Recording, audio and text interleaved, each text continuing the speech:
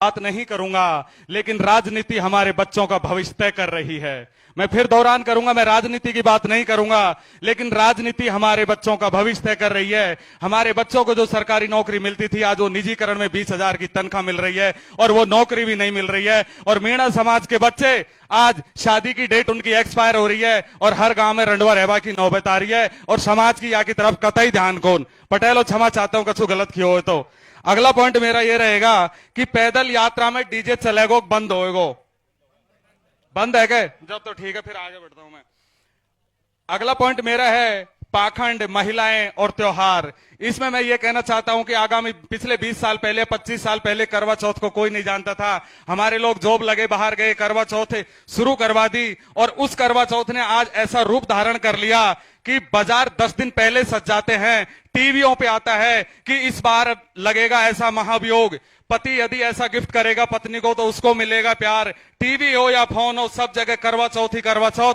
और हर करवा चौथ पे 10-20 हजार का खर्चा नौकर लोग कर ही देते हैं और इससे वो परेशान भी है। लेकिन देखा देखी मत एक भयंकर ओढ़ लगी कि यह समस्या सु समाधान पावा के लिए मोको तो लग को रही हो, बाकी आप खुद सुधार करेंगे। हमारा डोगरा डोगरी करवा चौथ को जाना ही कोना 70-70, 80-80 साल जीगा और ये जतेक नई व्रत कर रही है, इनका पति हार्ट अटैक सु पहला ही मरवा लगा और विधवा रहवा लगी। तो कहीं फायदा हुआ करवा चौथ सु या सु ज्यादा थिएटर पे खर्च करो पढ़ाई पे। मैं चांद का बारे में कहना चाहूं कि चांद है ना, जो मुसलमान तो नुखी हमारो है और हिंदू नुखी हमारो है। और वो अमेरिका वाला ने जब आप बाजार प्रयोगशाला खोल ली, तो मैं यहाँ पे एक शेर मतलब अर्ज करना चाहूंगा कि मुसलमान लोगों से कहना चाहूंगा कि ईद पे तुम्हारा हो गया और करवा चौथ पे मेरा हो गया।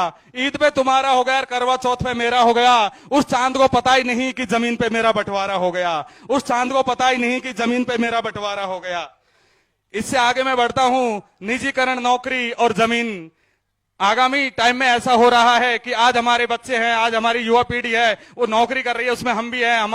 माना कि हमारी 1 लाख रुपए तनख्वाह, किसी की 1.5 लाख है, औसतन पे हम 1 लाख रुपए पे आ जाते हैं। लेकिन निजीकरण वाले ठेकेदार सरकारों से मिलकर ऐसे सक्रिय हो गए हैं, सरकारों पर दबाव बनाकर उन्होंने ऐसे ऐसे कानून पास करवा लिए हैं कि अब जो भी कानून आ रहा है वो निजीकरण और कॉर्पोरेट जगत के फैसले मान्य हो रहे हैं और हमारे मान्य नहीं हो रहे। हमारे बच्चे रंडवे रहने की नौबत में नौकरी नहीं मिलेगी, मिलेगी तो 20,000 की ठेकेदार की नौकरी होगी। एक आदमी को फोन आया कि भाई साहब आप बहुत सारे ग्रुप चलाते हो, कोई सरकारी, पहले तो ये कहा उसने, पहले तो निजीकरण की तारीफ करी मेरे सामने, मैं हकीकत बता रहा हूं, निजीकरण की तारीफ करी, निजीकरण अच्छा है, निजीकरण ऐसा है वैसा है। 1 घंटे बात करने के बाद कहता है कि भाई साहब कोई सरकारी जॉब वाला हो तो लड़का बताना, लड़की की शादी करनी है।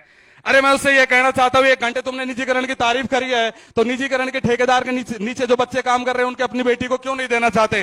तुम्हें दामाद तो सरकारी चाहिए और तुम निजीकरण वाली सरकारों को और निजीकरण वाली पॉलिसियों को सपोर्ट कर रहे हो। तो ये हमारे समाज के लिए बहुत घातक साबित होगा। इससे हमारी समाज की बहुत बड़ी आय पर कॉर्पोरेट जगत का कब्जा हो जाएगा और समाज बहुत गरीबी की ओर धकेला जाएगा। इसमें यह होता है कि माना कि एक गांव में 20 आदमी नौकरी करते हैं, 20 लाख रुपए की तनख्वाह आती है, लेकिन जब निजीकरण में 20 से 25 हजार रुपए की तनख्वाह मिलती है तो एक आदमी की जो 80,000 रुपए की कटौती होती है वो ठेकेदार के पास जाती है, निजीकरण वाला, और वही ठेकेदार देर सवेर सरकार से मिलकर हमारी जमीन खरीद लेता है। हमारे पैसे की कटौती हुई और उसी पैसे से हमारी जमीन खरीद ली, तो पहले तो हमारी नौकरियों में कटौती और फिर हमारी जमीन चली गई। तो इस समस्या पे भी हमें धीरे धीरे गौर करना होगा। और ये पटेलों से निवेदन है जो निजीकरण को नहीं समझ पा रहे हैं, बेशक छरेट रंडवा रह रहा है जब निजीकरण सबन को समझ में आ रहे, पर कहीं और समझ में आ जाएगा। जिनका थ्रेड नौकरी कर रहा है रेलवे में ना, उनको अच्छी तरह पता है कि खुद वो 1 लाख तनख्वाह लेते हैं, लेकिन सामने ठेकेदार का जो आदमी है ना वो 15,000 रुपए में दिन भर रौड़ी समेटता है पटरियों पर, और वो घर पे फोन करके बताए अपनी मम्मी पापा को कि निजीकरण ये चीज है।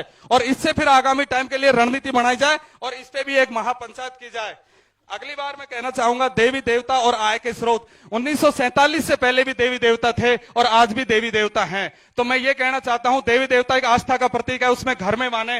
देवी देवताओं को और आस्था को ज्यादा मानने से आपकी इनकम नहीं बढ़ सकती। आपकी इनकम तो आपकी खेती बाड़ी से और जो आपकी नौकरियां हैं उनसे ही बढ़ेगी, और उन पे यदि कोई कॉर्पोरेट जगत कब्जा कर रहा है तो आपकी आय बहुत ज्यादा घट जाएगी। आज आपका बच्चा सरकारी नौकरी करता है तो 2.5 लाख रुपए 1 लाख रुपए तनख्वाह, 50 लाख रुपए का वो लोन ले लेता है और डायरेक्ट 2 मंजिल की 3 मंजिल की कोठी खड़ी कर देता है। सामने पार्किंग भी बनवाएगा, कार भी उसमें खड़ी करेगा और एसी भी लगवाएगा। लेकिन आने वाली पीढ़ी जब ठेकेदार की नौकरी करेगी तो क्या उसको एक मोटरसाइकिल के लिए भी लोन मिलेगा?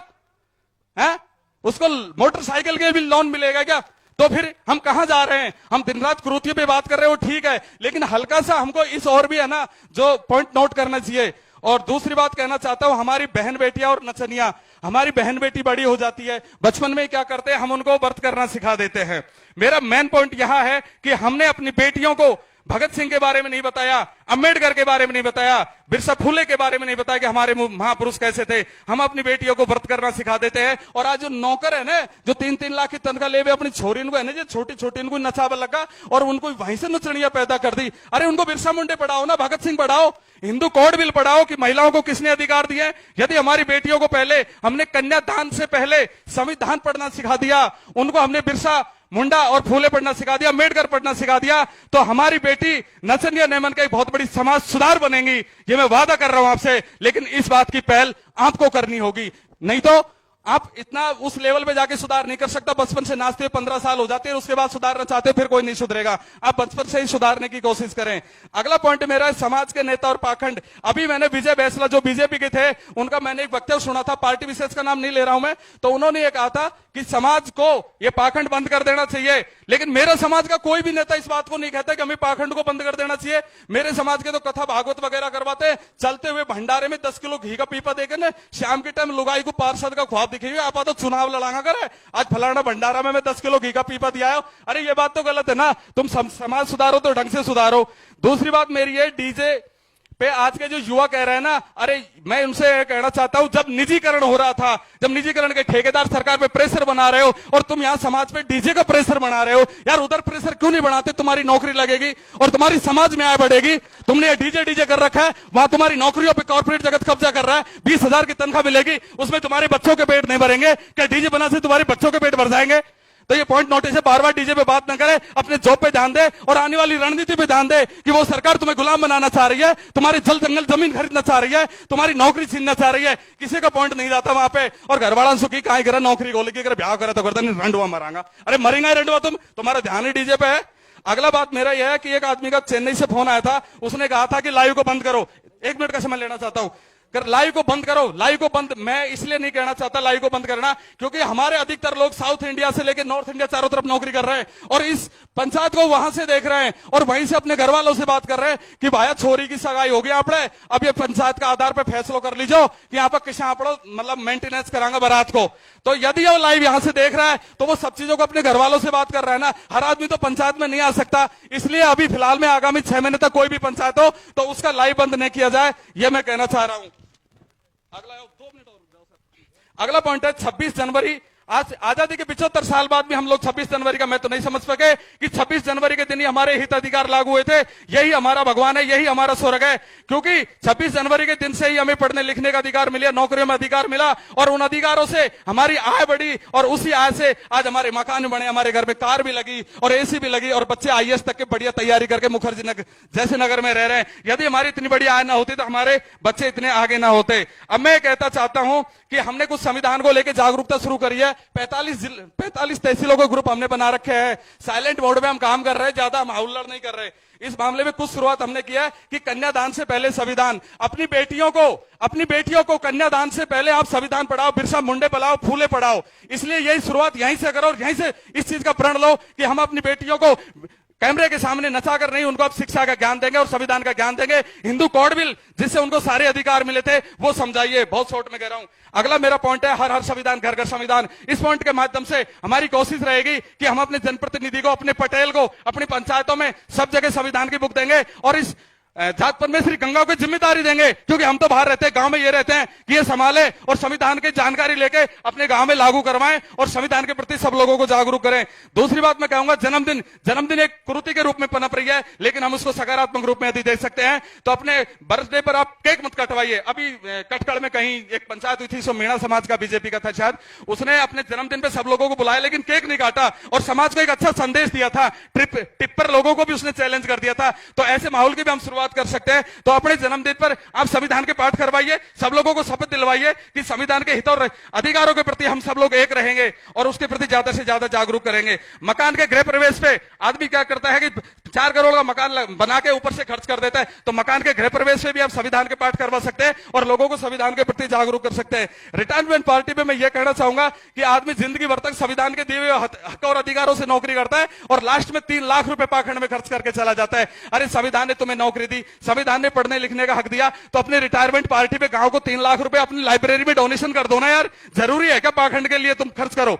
तो इसमें भी बहुत कोशिश करनी पड़ेगी। और मैं अंत में यही कहना चाहूंगा कि संविधान ही हमारा भगवान है और संविधान ही हमारा स्वर्ग है। और इस मौके पर जोधा की इस पावन धरा पर मैं इन पंच परमेश्वरी जात गंगा परमेश्वरी के सामने मनीराम पटेल जी और पंच पटेलों को एक संविधान की पुस्तक भेंट करना चाहता हूं, जिसको मैं दिल्ली से लेके आया हूं। तो प्लीज आप 5 आदमी खड़े होइए और मेरी इस भेंट को स्वीकार करिए। अध्यक्ष साहब के साथ में अध्यक्ष साहब आप आइए और भेंट को स्वीकार करिए।